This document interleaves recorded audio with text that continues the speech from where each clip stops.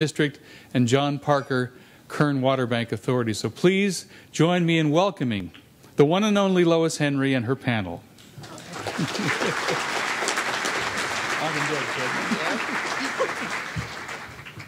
Okay, barely got here and I'm already having technical difficulties, so I apologize if I screw this up, but apparently I'm supposed to be in charge of clicking the slides.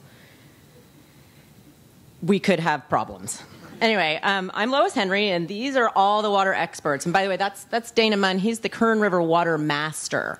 So we all have to do like a special bow to him because he's the Watermaster. And as usual, I have prepared, so we're just going to go ahead and wing it because I wanted these guys to have as much time as possible to explain water to you in a really succinct and super entertaining way. Maybe we'll just have someone tap dance later. Anyway, water is endlessly fascinating to me. I don't know if it is to everybody else, and I apologize to you guys out there who hate my water columns and want me to stop. I won't, because I think it's endlessly fascinating, and if we don't have water in this community, we don't have enough water, or we don't have enough affordable water in this community kind of ceases to exist, and everybody out here who's interested in the economy of this community really has not a whole lot to talk about. So water is the basis for why we're all here. So now that I've gotten in my way of thinking, what I'm going to do is we're just going to have each person come up and give a spiel about their area of expertise. And what I've done is I've gotten experts from very specific areas of water in Kern County, because you have to understand, water is not just one entity. We've got the Kern River, which Dana will talk to us about. He's the Kern River Watermaster. He will talk to us about that. We've got the State Water Project coming down the western side of the valley. Robert Kunde will talk to us about that. We've got groundwater, which is a huge issue right now. Eric Averett's going to talk to us about that. We've got groundwater banking, which is hopefully one of the pieces of the puzzle that will help save us, and that's Jonathan Parker, who's going to talk to us about that.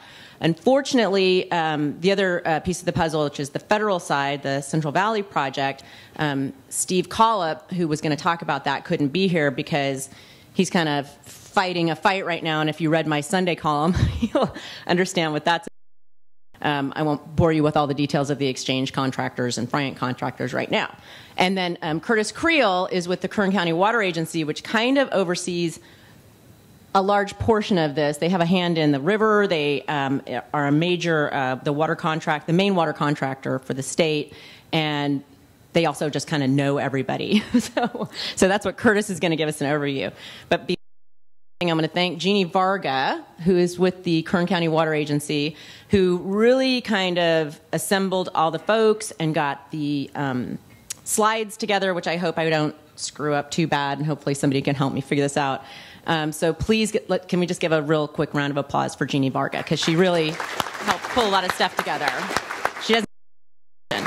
All right, so how do we want to start? Jeannie, tell me, who's the first person? I am. Curtis Creel. Okay, here we go. Well, thank you very much, Lois. So while we're waiting for you to figure out how to work those slides. Yeah. Actually, you moved it. I do have one question. We're all engineers or geologists, hydrogeologists, so we're really into education. And I do have one question. Where do we store the most water in California? Does anybody know the answer to that? Wow, I'm impressed. In the mountains, that's right. Snowpack, absolutely. And right now, the snowpack is worse than it was in 1977. Now, for many of you young people, you probably don't remember 1977, but 1977 was the driest year on record.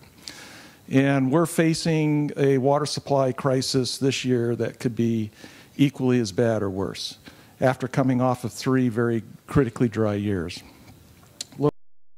Keep moving. We'll start in. My story is going to be a little bit about transportation and major water management within the state. Water management is not a complex issue. It's very simple. You got to store it someplace. You got to transport it. you got to treat it, you got to get it to people who can then take advantage of it, and then you got to get the waste stream in some manner. Water management in California has tended to be on a very grand scale. And there's several examples here that I wanted to talk about very briefly. My story starts with the Los Angeles Department of Water and Power. William Mulholland, at the early part of the 20th century, brought water in from the Owens Valley to green up Los Angeles, not without its controversy, by the way. Next one is San Francisco. San Francisco tapped into water supplies out of the Hetch Hetchy Valley, dammed it up. In fact, that valley was as beautiful or more so than Yosemite, and brought water through an aqueduct into San Francisco. Of course, the Bay Area doesn't have one peripheral canal, but two. And of course, they are dead set against us having the ability to transport water around those facilities. Keep going, you're good. But, oops, you went too far. You're still going too far. She lost a slide. I think she's trying to give me a hint here. Did we lose a slide? No. Okay, No. Go forward. One more. Oh, well, it apparently is gone. There's actually another project called the McKellamie Aqueduct System that brings water from the Sierras directly into the eastern part of the Bay Area. So like I say, the Bay Area has two facilities that tap into directly to the Sierras to bring pristine mountain water without having to go through the Sacramento-San Joaquin Bay Delta system, which is the weak point of the next projects that I'm going to be talking about. Bureau of Reclamation started the Central Valley Project. By the way, that was a state vision to build a large project that would serve the San Joaquin Valley in Southern California. In the 40s, the Bureau of Reclamation, the federal government, built that, the start of that to supply water to the eastern side of the Valley and the Sacramento Valley. Later in the 60s, the state of California continued the development of that project by building the State Water Project that brings water down through the valley, serves the Bay Area, the San Joaquin Valley, and Southern California. So why do we care about all of this? Why does it matter to us? This is why it matters. Over a third of the water supply that we use here locally is derived from someplace else. From Northern California, from the Southern Sierras. In fact, it's more water than what's provided by the Kern River. So it's a substantial amount of water supply.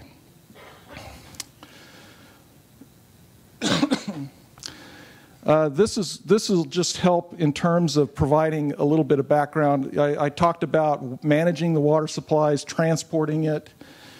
It's important that when you get it to the area where you're going to use it, that you have some way of storing it. We need to be able to have storage facilities. In fact, that's been the mantra of the environmental community and of most of the state. Hey, you do not need to worry about transportation. You need to worry about storing water. The focus ought to be on storage.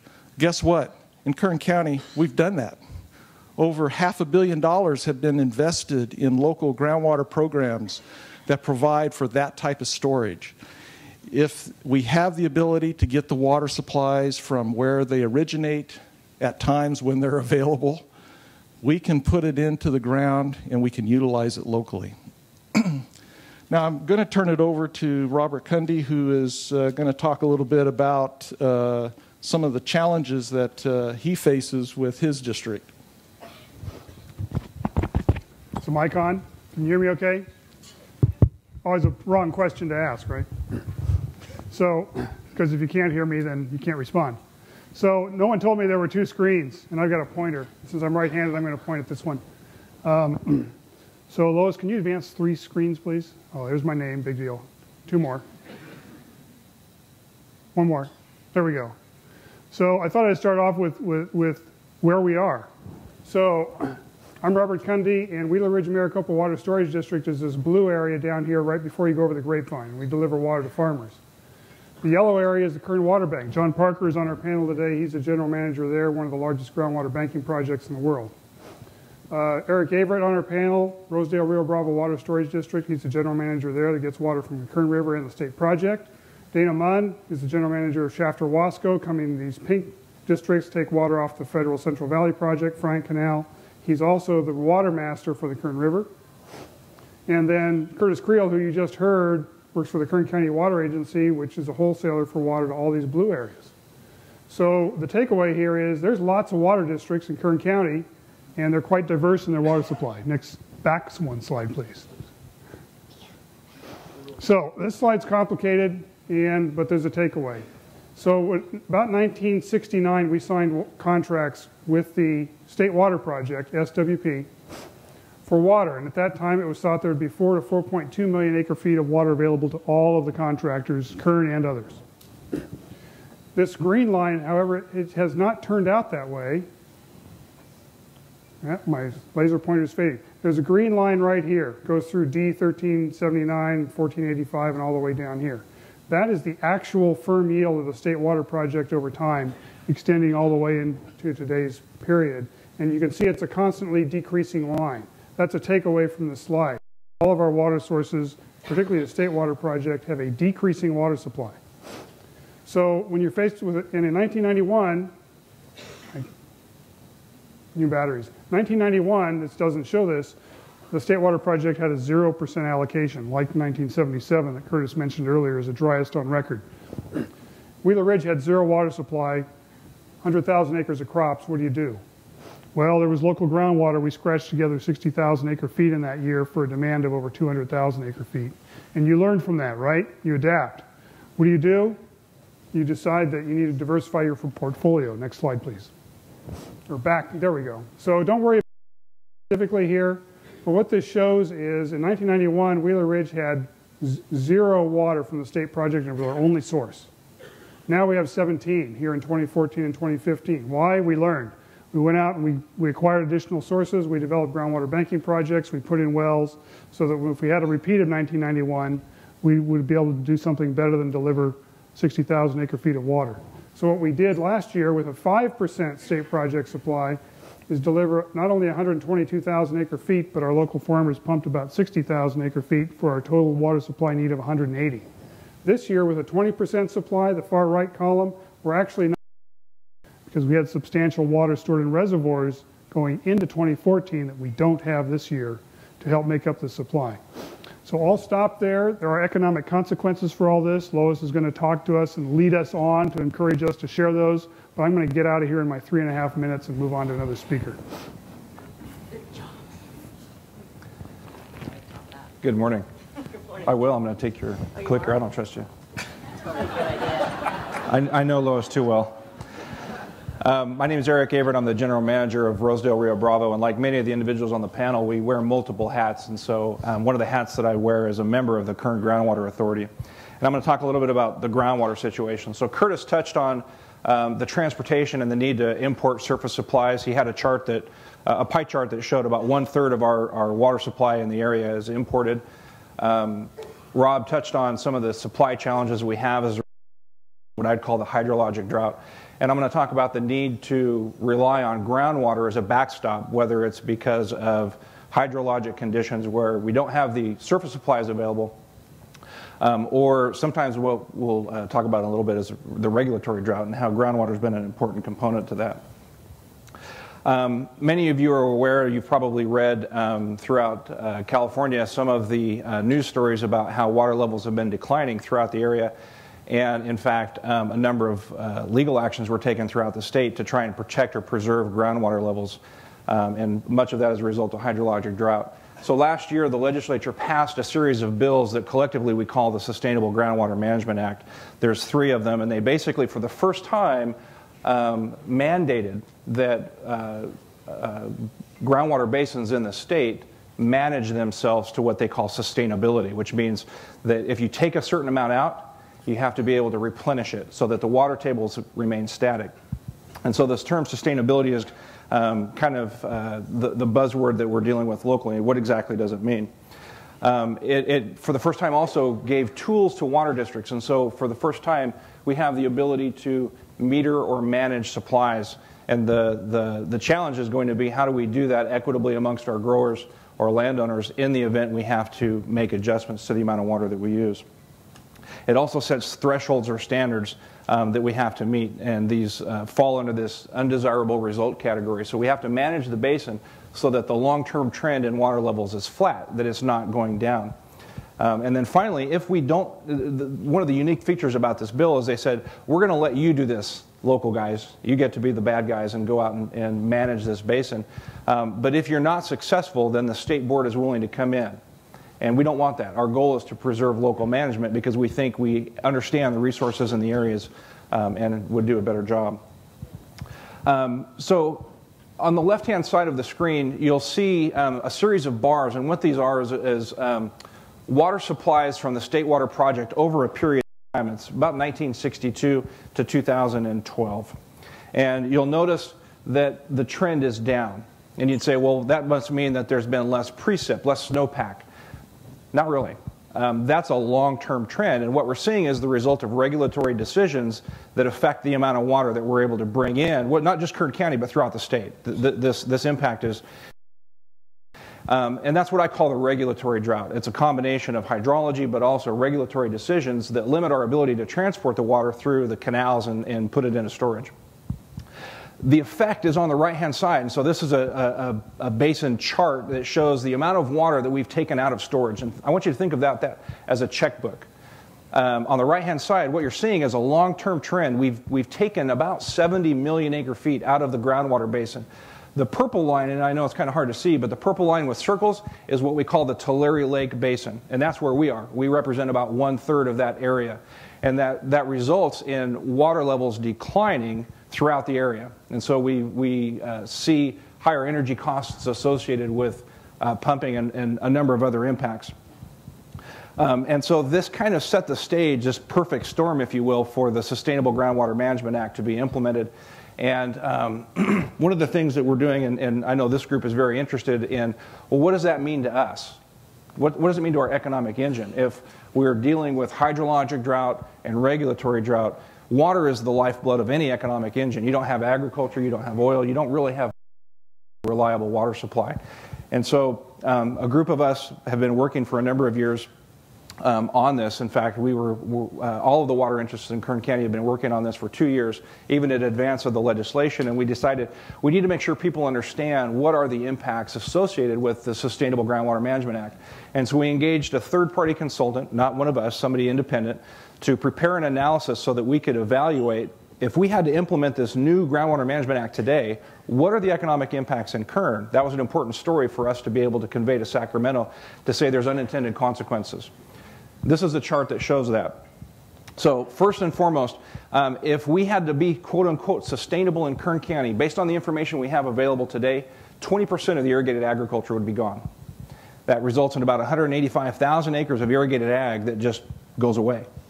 That results obviously in a number of farm jobs, economic output, but then you apply the multipliers, all of the services that support agriculture, and you get into some very significant numbers. And this is our message to Sacramento, that we have the ability to be sustainable, but it's very much dependent on our ability to get the water supply for. So I want to leave on a positive note, if I could, even with a slide up, and that is that the water interests in Kern County have been working on this for about 4 years. And for the first time I've seen all of the interests, and Curtis touched on how diverse we are, but all of the interests are at the table trying to find common solutions, reaching across to other industries, whether it's oil or others, to find a way to work through this issue, because we are water short in this region, and we need to figure out how we're going to address that. So thank you for your time. You can have that back. You want it, or do you want me to do it? I guess I'll trust you. Okay. I don't know Lois as well as Eric does. I'm John Parker with the Kern Water Bank, and I'm just going to talk about water banking a little bit. Next slide, please. As Curtis has mentioned and Rob mentioned, there's many water districts in the southern part of the San Joaquin Valley, and they're shown here in this mosaic of different colors. And if you go to the next slide, these are all the districts that are involved in water banking in one form or another, either as participants or banking directly. So water banking is really kicked off in Kern County in a big way over the last 15 years or so. What is water banking? I'm sure some what's going on with water banking. It's simply putting water in the ground during times of surplus and recovering that water in times of drought when you need it. Many of you have probably seen the ponds that are along the Kern River bike path. Those are recharge ponds. And so, again, when there's surplus water like there was in 2011 or 2005 and 2006, we fill up those ponds with water. That water percolates down. And by the way, there's not underground rivers or underground pools. When you put water into a flower pot, it goes into the pore space. We're doing the same thing, except at a much larger scale. And so that's what water banking is. Next slide. So the Kern Water Bank is shown here in gray, and also the participants in the water bank are shown. And most of these folks provide water for agricultural interests. Kern County Water Agency ID 4 provides water to urban Bakersfield. So those are the participants in the bank. The bank itself occupies about 32 square miles. And we've got 7,000 acres of recharge ponds and about 85 wells to recover water. Another thing to note on this slide is how well situated Kern County is with respect to water banking. There's three ways that we can get water to the water bank. The California Aqueduct, which is shown on the west side of the slide, the Bryant-Kern Canal, which is shown coming down from the north, and then the Kern River. These three sources of water access the snowpack from the northern, central, and southern Sierra, as well as all the way up into the Klamath. And so when there is surplus water, we've got all this infrastructure and all this conveyance, which Curtis had mentioned, to bring water right into Kern County. And then we've got this wonderful aquifer, which is the Kern River Aquifer, Kern River Fan Aquifer, to store that water. But it's very important to get that water in those surplus years to put in the bank. If we don't do that, then the banks are going to dry up, and they won't be able to provide any benefit. Next slide, please. We had a resource economist look at the benefits to the Kern Water Bank, and he's from Berkeley. And first of all, our annual recovery ranges from about 240,000 acre feet to about 150,000 acre feet. The difference in those numbers is whether we've been in a prolonged drought or not. And initially, we can recover a lot of water. As time goes on, it diminishes. We're projecting we can recover about 150,000 acre feet for 2015 for this year. And we're going to probably have to pump all that water because this year's looking pretty dismal. So we had him look at the impacts in 2015 if the water bank didn't exist, and with a 25% SWP allocation. And that's probably about what we're going to get. Right now it's at 20%. It may go up a little bit. So the shortage loss is going to be about $240 million if the water bank weren't there. The revenue loss about $218 million. He estimated that about 5,800 acres of farmland would be fallowed, and job losses would be about 2,700. The regional output loss for the whole area would be about $343 million. Over the next 3 years, if we had like a 3-year drought, that would be pushing $1 billion. So the water bank really does provide a lot of benefit to this area, and the Kern Water Bank is just one of many banking projects. So these numbers, probably represent about 30–40% of the losses that would occur if the other banking projects weren't in place. I'll leave it at that, and for further questions. Okay. Thank you, John. I'm the general manager of Shafter-Wasco Irrigation District and the Kern River Watermaster. I have 2 jobs. The Kern River Watermaster works for the 5 districts that get water off the Kern River: Kern Delta Water District, Buena Vista Water Storage District, the City of Bakersfield, North Kern Water Storage District, and the Kern County Water Agency. I function as the intermediary between those districts and the Corps of Engineers for Isabella operations, and I'm also responsible for overseeing the record keeping on flow and diversion records on the Kern River. The City of Bakersfield provides the staff work on that, but I'm the overseer on it. And I do overall Kern River interest public relations. Next slide, Lois. Okay. We've heard some pretty bad news. We've got some good news. Kern River does not flow into the San Francisco Bay.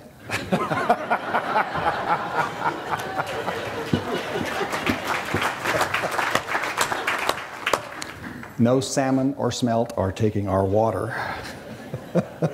So it's a map of the Kern River. Mount Whitney is up on the very top easterly portion of it, and you have the north and south forks shown in different color shadings. This river it's in the rain shadow of the Kings, Kauai, Tule, and Pozo Creek. It's a fairly large watershed, but the accumulations just aren't comparable to other streams. The one comparison I like to use is the McCallum River up north and east of Stockton. It has 1/5 of the size of the watershed and has about the same average annual yield. And the highest mountain in the McCallum is 4,000 feet lower than the highest mountain on the Kern. It's just a matter of location.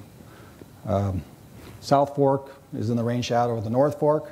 It gets a small fraction of the yield that the North Fork puts out. And you see we have a Lake Isabella reservoir there that the two forks feed into.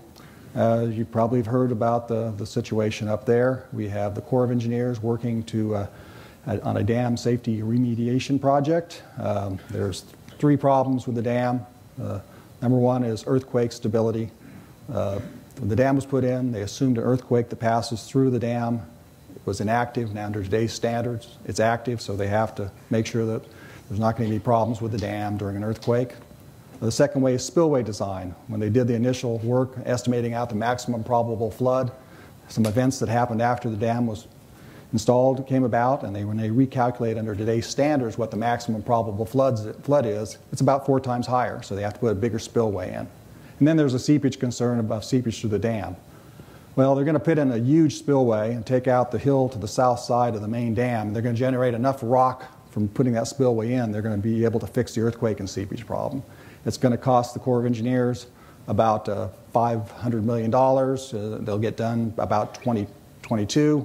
Local interest, the river interest, paying about 20% of that bill over time.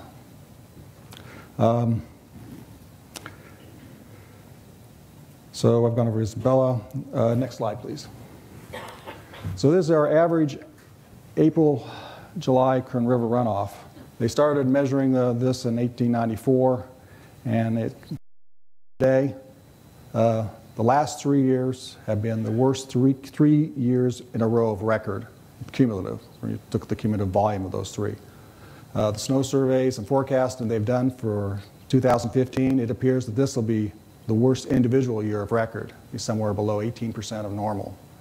What does that mean? Well, most of the Kern River districts I mentioned, they don't have Kern River water. They turn to well water, so they're pumping, and they have the costs associated with pumping.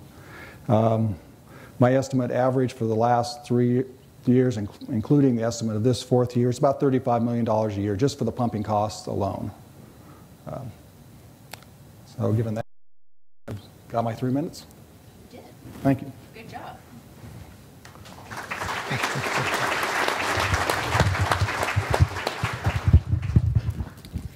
Okay, so I hope you guys took away from this some main concepts. I know water can be really complicated, but that in Kern County, we rely sort of on the largesse of the rest of the state.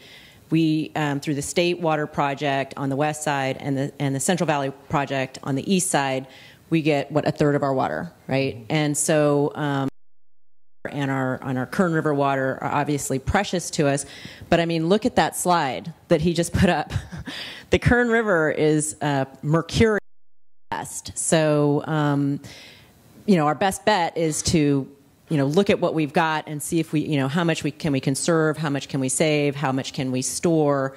And I don't know, one of the questions that I have for the panel, and I'm hoping other people have questions, because you're all excited about water.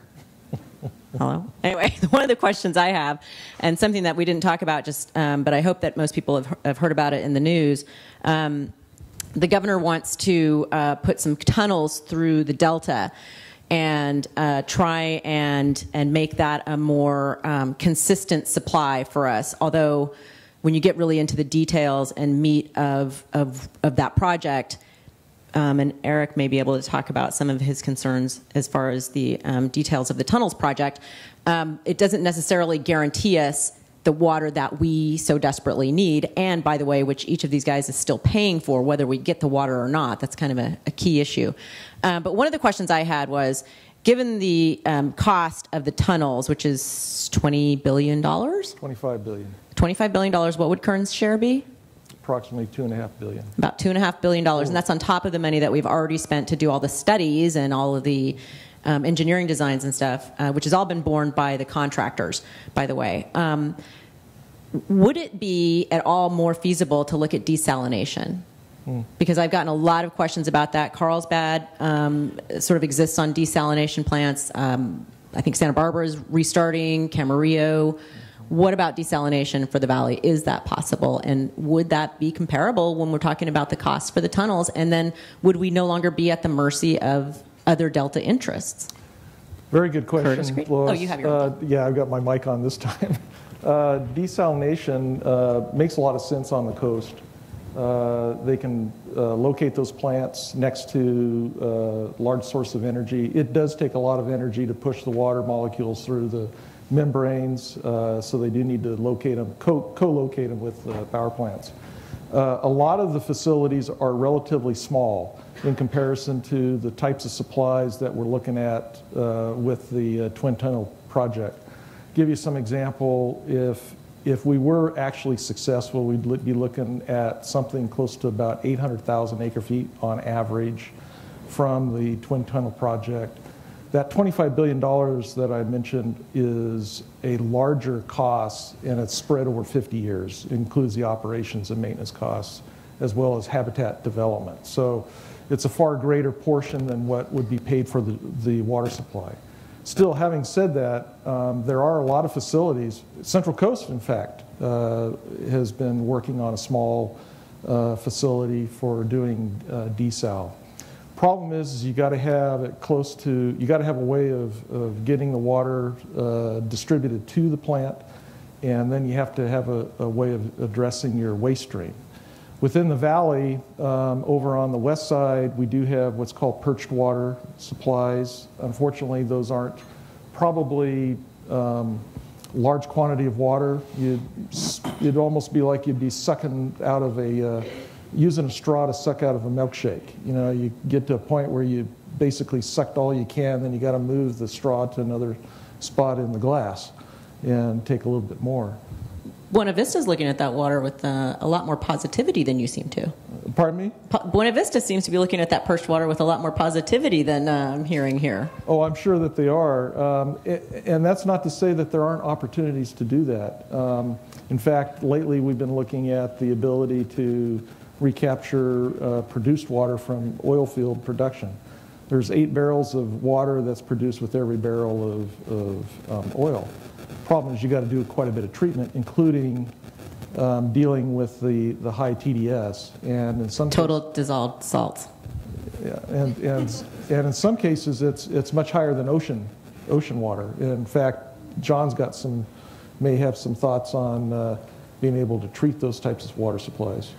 Well, I'm certainly not an expert on this issue, but underground injection control for the oil business has been a big issue recently. You've heard about. I haven't heard that, really. You've heard about injection wells getting shut in and things like that, and most of that's happening on the east side of the valley. And the water on the east side that's produced with oil is actually pretty good quality. I mean, some of it's drinking water quality with respect to TDS. It'll have total dissolved solids, less than 1,000. ppm, and that's kind of a secondary or an MCL for TDS. All of these people are engineers. You see what? Yeah. Sorry about that, but it's not really a total solution. I mean, there's probably about 100,000 acre feet of water that might be available from that source. A lot of it would have to be blended down. You'd have to make sure that there weren't other chemicals getting into that water from flowback water from fracking operations, things like that. So Kern is looking at a program, you've probably read about it in the paper, where they've got an $18 million program, and they think it'll yield about 6,000 acre feet from the oil fields. I'm sorry, $18 million project? Yeah. 6,000 acre feet? Yeah.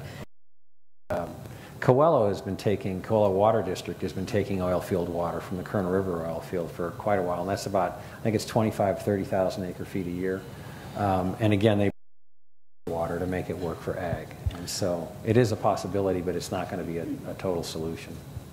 If I could maybe just add on the desal, it's important that I think we look, whether it's in Kern or at the state level, at new water supply. And it always comes down to market forces. How much are we willing to pay, or how much can we afford to pay for the water supply? And so desal, to this point, has been somewhat out of reach. But I think all roads lead to higher prices in water going forward, as with the groundwater legislation. And there's some ideas, and I'll throw this out there, and maybe there's people in here that have the political horsepower that my little district doesn't. Metropolitan moves 1 million acre feet past Kern County and pumps it up over the... Metropolitan is... Metropolitan, Southern California. Southern California. Los Angeles Basin. The big dog in water. And there's a significant energy cost of lifting that water over the mountain range there. And if they were able to just drop that water off in Kern County and have us pay a certain amount to help them construct desal incrementally over time, I agree that it's a large-scale project, but Kern County could help subsidize some of their desal, and the combination of funds from Kern County and reduced energy costs because they're not pumping water over the hill might get them close. And so those are some of the things that I think collectively water interests have to look at. Okay, well, where is that project in comparison with, say, the tunnels? It's in my mind. It's okay. Okay.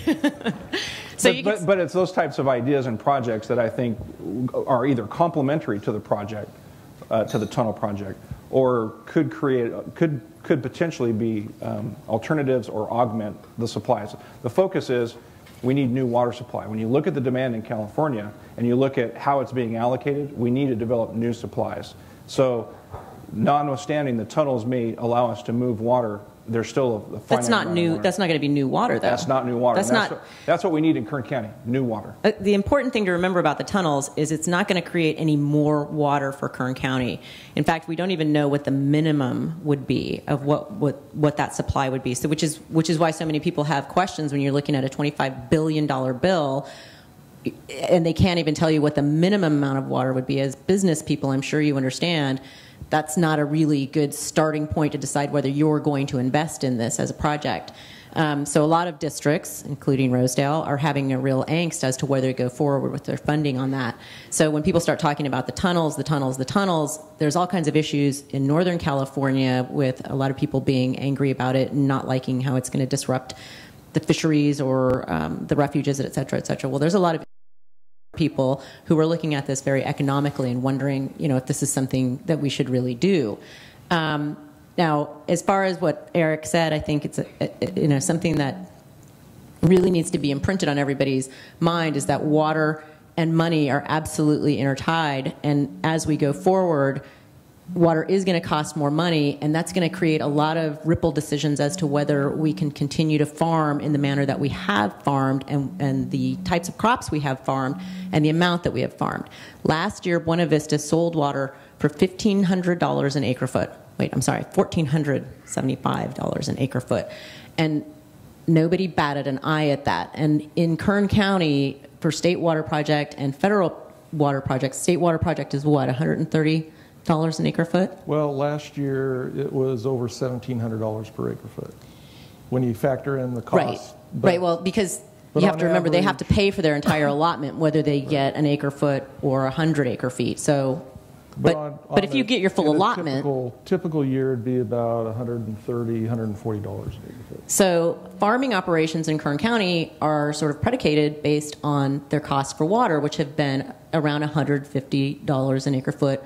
The federal project sometimes as low as $35 an acre foot. So when you start looking at prices on average, looking around $1,500 an acre foot, and I know Moderator irrigation sold for $2,500 an acre foot last year, this really starts to change the economic view of what you can farm, how much you can farm, and whether you can farm certain acreage at all. So those are all, these guys are talking about a lot of the supplies, the conveyances, the policies, and the laws around this. But at the end of the day, this will come down to what does Kern County, what are we going to look like agriculturally? And there's going to have to be fallowing. I mean, there's just no way around a lot of that. And I know a lot of people don't want to hear that, but there is going to have to be a reduction in farmland given these realities. How much? Any ideas? Our goal is zero. I mean, we're looking at a gap, and we're attempting to develop supplies. But I would agree with Lois. There's going to be some belt tightening, and it's going to be area specific.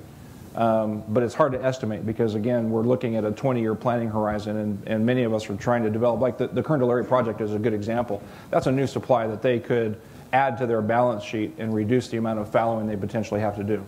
A pittance in comparison with what we need. Correct. I mean, Correct. Your figures have shown that groundwater, we're taking out how much more than we're putting in? What's the 100? What? Give me the figure again. Rough estimate, 500 to 700,000 per year. Acre feet.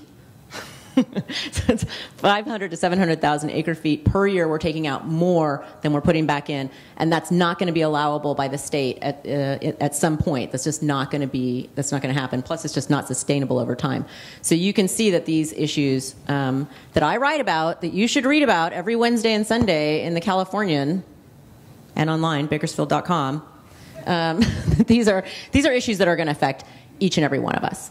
Does anybody else have any other questions? I'm wondering if we're running into our time limits. Where's Laura? Yes, sir, with your hand up. There's a microphone right behind you.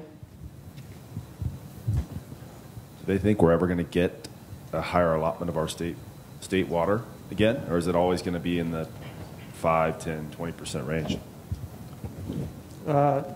The question being, hey, are we likely to see larger allocations from the State Water Project again as we've seen in the past, or are we stuck down in the range that we're at? The bulk of the impact clearly is because of hydrology this year, and actually the last couple of years. In fact, over the last 9 years, 8 of those were well below normal types of years, and in fact, you would consider them very much drought conditions. So yes, we anticipate seeing higher allocations as soon as we see a return of more normal or wet conditions in Northern California. There is a piece, however, of the water supply we will never get back, and that's probably on the order of about 200,000 acre feet to Kern County, and that's a result of regulations imposed by the federal and state governments in an effort to protect endangered species. The perception, and I emphasize perception, is that the one and only impact out there on those endangered species is because of the state and federal projects. And until we see a change in that paradigm and a look at what are the other stressors out in the system that are causing the decline of those species, i.e., introduced species within the river and estuary, like striped bass, we will continue to have those types of declines. So what can we anticipate in an average year out in the future? Somewhere in the range of about an allocation of 40 to 60%. To put that into perspective, that would be from the State Water Project about 400 to 600,000 acre feet. This year, we're receiving 200,000 acre feet from the State Water Project, so at least double what we've seen today. Does that answer your question in a really depressing way? Excellent. Anyone else? Right. Yes, sir. Yep. I was wondering what the percentage of demand is allocated toward residential use in Kern County.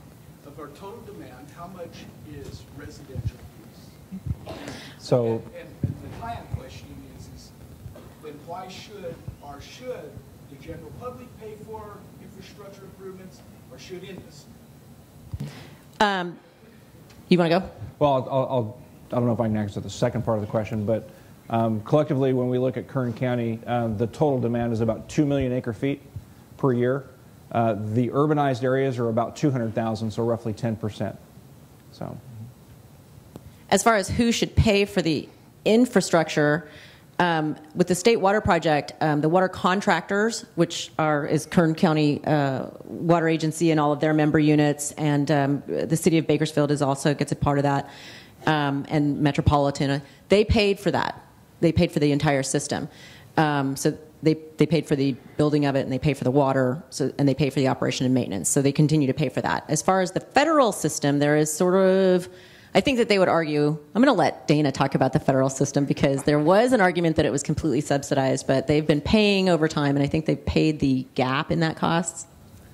Well, with the San Joaquin River settlement, where we had to give some water up for develop a salmon run down the San Joaquin River, the districts were allowed to pay off the federal debt of their contracts. So they went from borrowing money from the federal government to borrowing money from Wells Fargo and Bank of America. So the federal debt is paid off with respect to the Friant projects. As far as kind of what you're getting at as far as the residential versus ag, I understand that people feel like, and I've heard this from some people in residential areas, is why should I conserve? Why should I not flush my toilet so some wealthy farmer can grow one more pistachio and sell it to China? And I understand that there is that sort of tension there, and we can debate that and sort of look at the numbers and get into it all we want to. But the fact of the matter is that the economic impact of agriculture in this community is huge, and it does affect us all at some level. I mean, you can't just say, toss them all out, and we'll survive on what the Kern River gives us because, we're not going to have jobs to go to Walmart to buy our stuff, and then what will we do? If I could maybe add, and this is a perception issue, my background is in the urban side. 2/3 of Bakersfield doesn't pay anything for water. Your water bill does not factor in any cost of water. In fact, in my water district, all the retailers that provide water service don't pay a dime. That's unique in Kern County because they mostly rely on groundwater. There's a portion of Metro Bakersfield that does because they contract for water through the treatment plant, which is tied to the State Water Project, and so there's a bill associated with that.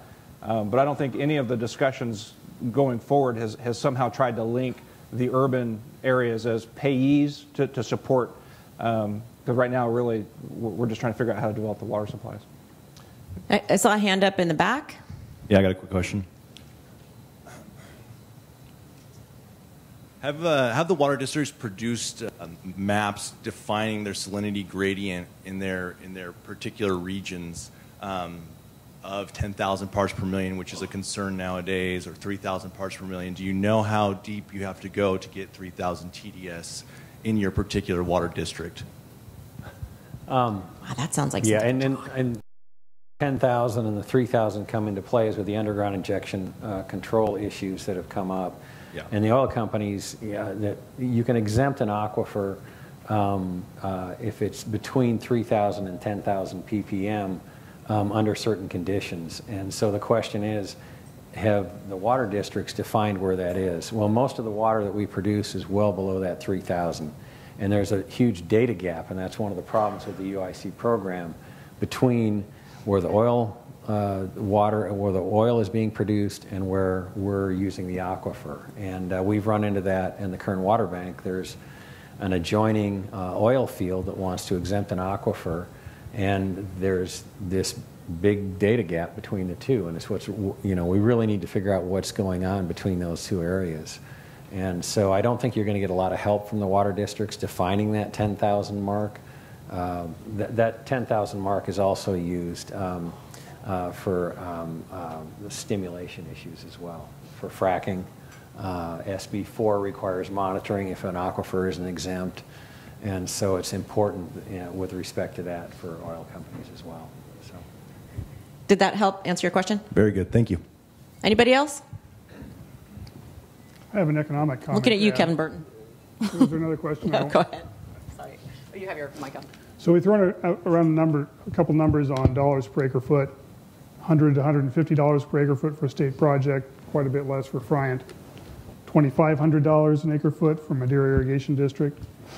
So let's put that in perspective. Farmers in Wheeler Ridge have been paying historically about $150 an acre foot. This year it'll be about $512 an acre foot because of the need to procure supplemental supplies in a very dry year. If you compare that versus almond acreage production from the Kern County Ag Commissioner, they estimate that the gross revenue per acre for almonds in Kern County is about $6,400 per acre. If you have to pay $2,500 an acre foot, which no one in Kern did, by the way, that water was sold elsewhere, you're going to take a loss on your almonds. That's $7,500 per acre or more just for water, exceeding your $6,400 per acre gross revenue before all of the other costs. So those 3 acre feet per acre of almonds per. Yeah. Okay. Maybe. Why do I know these more. things? So when you see those really high prices, those are really incremental prices for people who have no alternative and are going to lose their crop. Those are not representative of average market conditions. So when we talked about BDCP, the tunnels project, some estimates whether the cost for water from that project could be on the order of $600 per acre foot. On a long-term basis, that is a number that is really questionable in terms of that's affordable for agriculture in Kern County. So how many, is your district going to stick with BDCP? You going to stick with funding the tunnels, or have you guys opted out? We have serious concerns about the affordability of the project as currently constituted.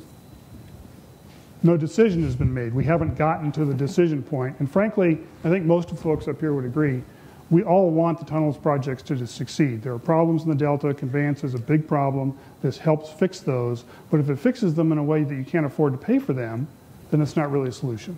And so we're really struggling with the affordability issue and continuing to try to come up with measures to make that a successful project for Kern. The jury is still out about whether that will happen.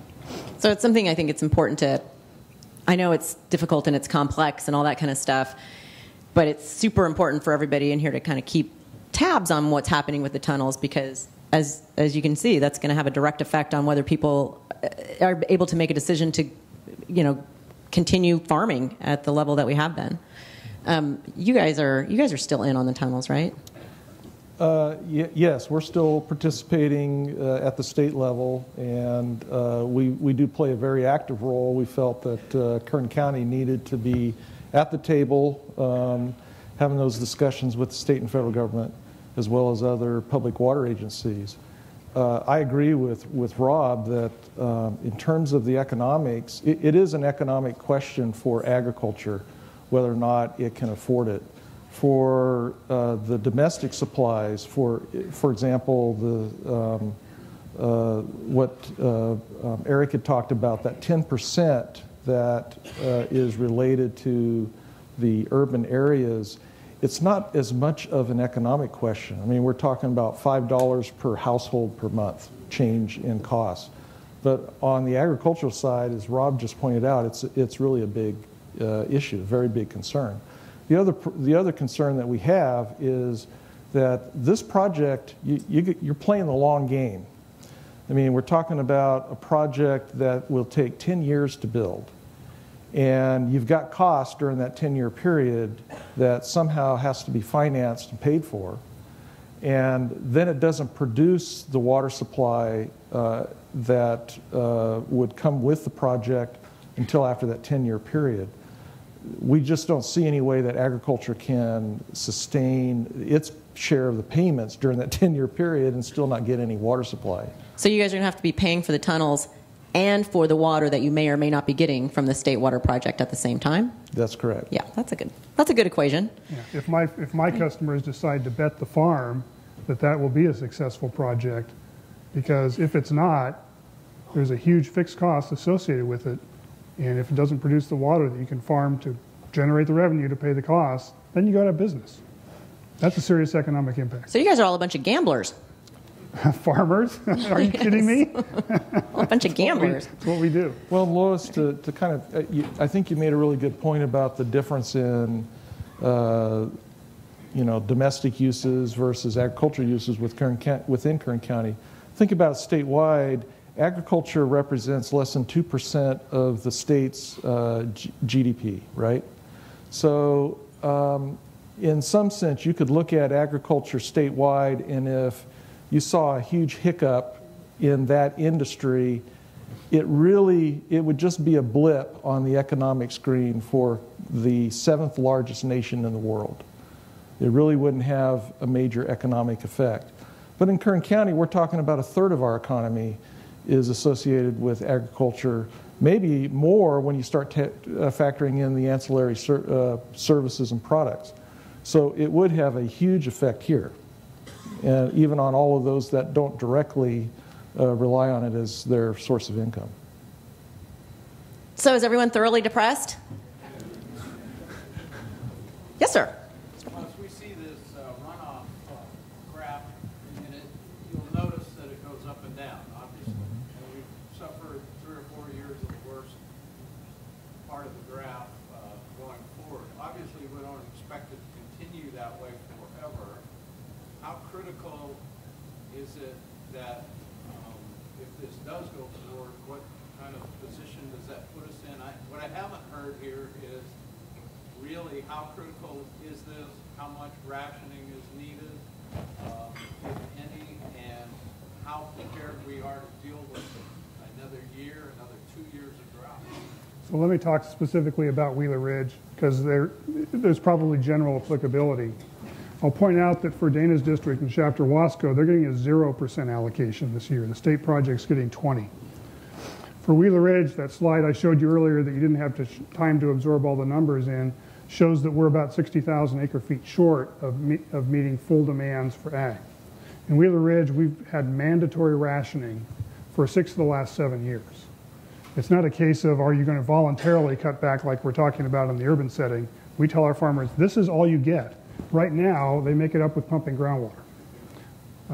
That's not sustainable on the long term. But for this year, Wheeler Ridge will not see any fallowing or job losses of any significance because of the ability to draw on groundwater in drought periods. Now, in the case of Shafter Wasco, they're pretty well situated with respect to groundwater as well. If a farmer has a new, good, deep well, not all of them have those type of wells. What's the average depth that is good? Well, if you're to drill a new well nowadays, 900 to 1,100 feet deep. We're pumping from about 340. Those numbers are doubled for Wheeler Ridge because we're down at the south end of the valley where the slope starts going up. What's the cost of a new well? Oh, $500,000 up for Wheeler Ridge. yeah, it's the drilling and equipping about 400. And remember, I don't know if everyone understands this, but the projects that bring this water south, the Central Valley project, which is the federal project, and the state water project, they actually were created way back when by both sets of our illustrious government in order to shore up groundwater here. Even back in the 40s and the 30s and the 60s, that was recognized to be a problem. And so without those and our continued pumping, yeah, it gets a really dicey. Okay, our time is up. I see the sign. Thank you.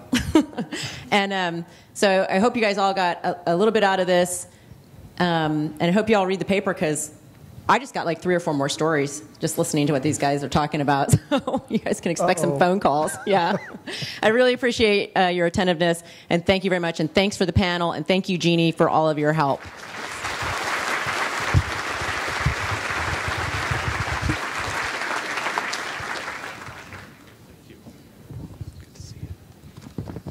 Thank you, Lois. Thank you, panelists. Appreciate it very much.